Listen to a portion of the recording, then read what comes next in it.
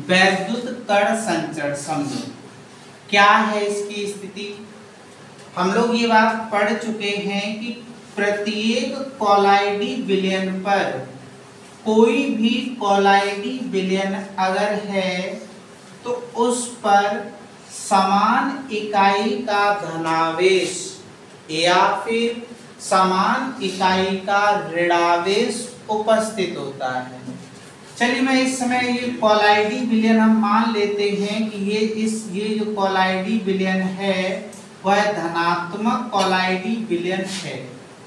अगर इस पात्र में धनात्मक कोलाइडी विलयन भरा हुआ है और फिर अगर इसकी सतह पर अगर इलेक्ट्रोडों को लगा दिया जाए, अगर हम यहाँ पर इलेक्ट्रोड लगा दें और ये जो है एनोड लिख देते हैं प्लस, और इधर दूसरा इलेक्ट्रोड लगा देते हैं ये वाला इलेक्ट्रोड, तो ये जो है वह है क्या होगा, कैथोड होगा। ठीक है, अब जरा ध्यान से देखिए, अगर हम इसके द्वारा एनोड और कैथोड के द्वारा अगर हम विलयन में धारा प्रवाहित करें तो चूंकि अगर कोलाइडी विलयन अगर हम धनात्मक लेके चल रहे हैं तो इसके सारे के सारे कण जो हैं वह क्या होगा कि इस एनोड वाली प्लेट की ओर गति करेंगे। ठीक है, सभी के सभी कण क्यों एनोड वाली प्लेट को कैथोड वाली प्लेट की ओर गति करेंगे। क्यों गति करेंगे, क्योंकि विपरीत चिन्ह विपरीत आवेश जो होते हैं उनके बीच में क्या होता है, आकर्षण बल होता है। तो ये जितने भी धनावेशित वाले कण हैं वो सब के सब कण जो है वह खिंच करके किस पर पहुंचेंगे, ऋणावेश वाली अर्थात कैथोड पर चले जाएंगे। और अगर मान लीजिए कि इसके अंदर आपने ऋणात्मक कोलाइडी विलयन भरा है, भाई ऐसा भी तो हो सकता है कि हम धनात्मक कोलाइडी विलयन न लेकर के कौन सा कोलाइडी विलयन लें, ऋणात्मक कोलाइडी विलयन लें। तो अगर ऋणात्मक कोलाइडी विलयन लोगे तो ये सारे के सारे कण जो हैं वह है किस प्लेट पर जाएंगे, कैथोड प्लेट पर जाएंगे, एनोड प्लेट पर जाएंगे, ये गति करेंगे जाकर के इस वाली प्लेट पर पहुंचेंगे। तो एक बात यहाँ समझ में आ रही है कि धारा के प्रभाव में, वैद्युत धारा के वैद्युत प्रभाव में कोलाइडी कण जो होते हैं वह क्या करने लगते हैं, गति करने लगते हैं। ठीक है, पहले तो ये विलयन में ही गति कर रहे थे, जैसे ब्राउनी गति कहा गया था, लेकिन अब ये क्या है कि इस धनात्मक कोलाइडी विलयन है तो वो एनोड वाली तो जो है कैथोड वाली प्लेट पर जाकर के पहुंचेंगे, और अगर ऋणात्मक कोलाइडी विलयन है तो वह एनोड वाली प्लेट की ओर जाकर के पहुंचेंगे। तो सीधी सी बात है इसमें, तो क्या है, वैद्युत कण संचरण। वैद्युत माने क्या होती है, धारा, और कण माने कण, संचरण माने होता है गमन करना। कोलाइडी कणों का धारा के प्रभाव में गति करना, कोलाइडी कणों का धारा के प्रभाव में गति करना ही क्या कहलाता है, वैद्युत कण संचरण कहलाता है। बात समझ में आ गई। वैद्युत धारा के कोलाइडी कणों का वैद्युत धारा के प्रभाव में गति करने की प्रक्रिया को ही क्या कहते हैं, संचरण कहते हैं, वैद्युत कण संचरण कहते हैं।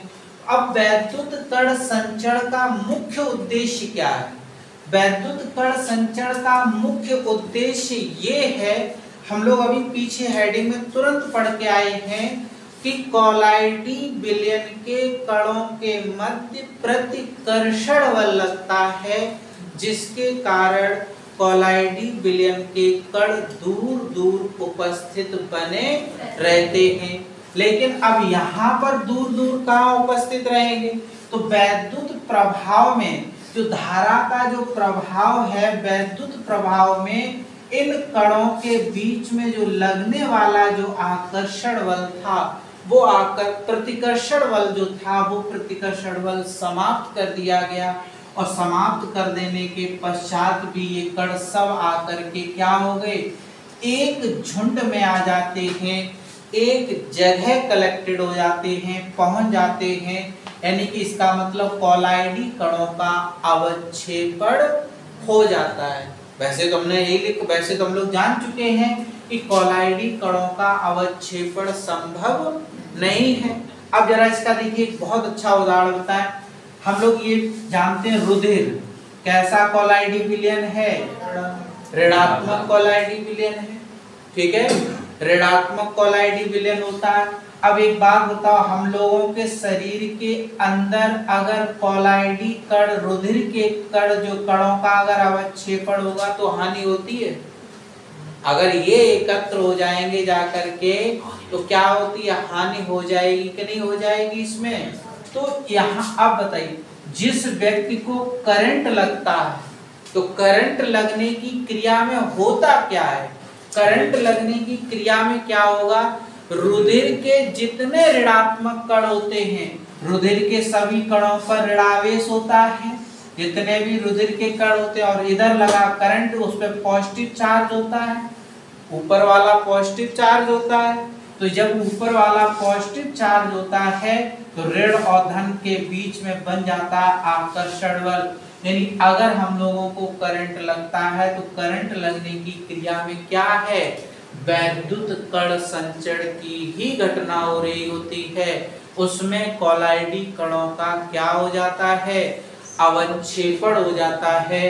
कॉलाइडी कण उसमें पास पास आ जाते हैं, ठीक है। इसीलिए आपने देखा जिसको करंट लगता है उसकी ठोकाई जरूर करी जाती। तो ठोकाई क्यों करी जाती है, उसकी ढंग से ठोकाई करी जाती है। क्यों?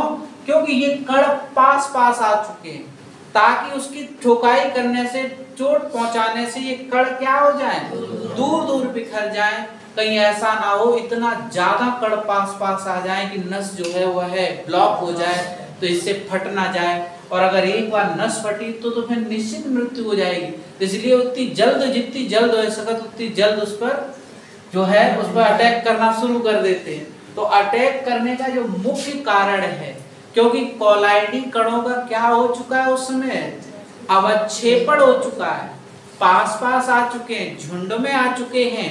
इसलिए उसकी लाठी डंडा जो कुछ मिलता है, ठीक है, उससे तुरंत उसकी ठोकाई इसीलिए शुरू कर दी जाती है, ताकि ये कण जो हैं, जो पास पास आ चुके हैं, किसके प्रभाव में, धारा के प्रभाव में पास पास आ गए हैं, वो कण कैसे हो जाएं, दूर दूर हो जाएं। और दूर दूर, जितनी जल्द दूर दूर हो जाएंगे उतनी जल्द उसे बचाया जा सकता है। क्यों? क्योंकि हृदय तो रुधिर भेजेगा उधर से, हृदय तो लगातार रुधिर भेजेगा, और तब तक आपकी जो नस है वो क्या मिलेगी, ब्लॉक मिलेगी, तो वो कहीं ना तो कहीं फटी जाएगी, और फट जाएगी तो मृत्यु तो होनी है। इसलिए जितनी जल्द उपचार हो सके, ठीक है, उतनी जल्द उसकी जो है क्या करने की कोशिश करते हैं, ये जो है कणों को दूर करने की कोशिश करते हैं। क्योंकि रुधिर तो उधर से आ रहा है, उसे तो रोक नहीं लोगे, कोई मशीन थोड़ी ना चलो बंद कर दे, नहीं आ रहा है, अब हृदय द्वारा वो तो चलता ही रहेगा, ठीक है। तो इसमें भी करंट लगने पर भी कौन सी क्रिया होती है, वैद्युत कण संचरण की ही प्रक्रिया होती है। अब ध्यान से देखेंगे, वैद्युत कण संचरण दो प्रकार का होता है, ठीक है। एक को कहते हैं क्या, एक को कहा जाता है धन कण संचरण, एक को धन कण संचरण कहा जाता है, ठीक है।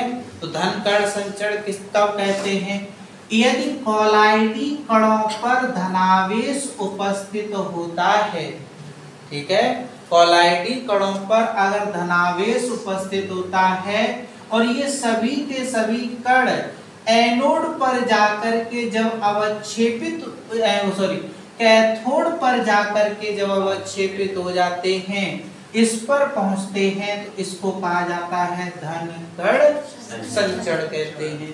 और दूसरा जो होता है उसे क्या कहते हैं, उसे ऋण कण संचरण कहा जाता है। तो ऋण कण संचरण कब होगा, जब कॉलाइडी विलयन में यदि ऋणात्मक कॉलाइडी विलयन है तो ऋणात्मक कॉलाइडी विलयन अगर है तो इसके कण सभी कण जो हैं वह है एनोड पर पहुंचकर, एनोड पर जब पहुंचते हैं तो एनोड पर पहुंचकर जब अवक्षेपित हो जाते हैं, पास पास आ जाते हैं, तो उसको जो है वह है एनोड, वो उसे जो है ऋण कण संचरण कहा जाता है। बात समझिए कि नहीं? तो कुल मिला के सीधी डेफिनेशन यही है कि वैद्युत धारा के प्रभाव में कॉलाइडी कणों के गति करने की, कॉलाइडी कणों के पास पास समूह में आने की प्रक्रिया को ही वैद्युत कण संचरण कहते हैं। ठीक है, वैद्युत कण संचरण कहा जाता है। वैद्युत कण संचरण को स्पष्ट करने के लिए ये देखिए आकृति दी जाती है। इसमें क्या होता है, एक यू आकार की नलिका होती है, इसके सिरों पर जो है क्या होते हैं, इलेक्ट्रोडों को लगा दी, प्लेटिनम धातु के बने हुए इलेक्ट्रोडों को लगा दिया जाता है तथा इस नलिका में जल को भरकर कॉलाइडी विलयन भर देते हैं, जल को भरकर कॉलाइडी विलयन भर देते हैं, फिर इलेक्ट्रोडों के द्वारा वैद्युत धारा प्रवाहित करते हैं, तो कॉलाइडी कण इलेक्ट्रोडों पर पहुंचकर अवक्षेपित हो जाते हैं, जिसे वैद्युत कण संचरण कहा जाता है। अब क्या है, अगर धनात्मक कॉलाइडी विलयन लोगे तो कैथोड पर जाकर अवक्षेपित हो जाएंगे, ऋणात्मक कॉलाइडी विलयन लोगे तो एनोड पर जाकर अवक्षेपित हो जाएंगे। ठीक है, तो कॉलाइडी कण जो है इसमें वैद्युत धारा के प्रभाव में, ठीक है, तो वैसे तो हम लोग जानते हैं इनके बीच में क्या लगना है, प्रतिकर्षण बल लगना है। ये तो पास पास आएंगे नहीं, साधा ऐसे तो पास पास आएंगे नहीं, लेकिन किसके प्रभाव में पास पास आ गए, वैद्युत धारा के प्रभाव में ये जो है पास पास आ जाते हैं। तो वैद्युत धारा के प्रभाव में जब ये पास पास आ जाते हैं तो उसी प्रक्रिया को जो है वो वैद्युत कण संचरण कहा जाता है। ठीक है, लिखिए अब इसको।